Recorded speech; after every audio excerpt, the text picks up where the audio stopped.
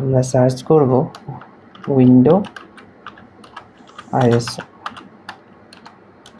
2 নম্বর যে ইমেজটা download window 10 ডিক্স ইমেজ, এটার উপর ক্লিক করব, রাইট ক্লিক করব, ফাঁকা জায়গায় রাইট ক্লিক করে ইন্সপেক্টে যাব।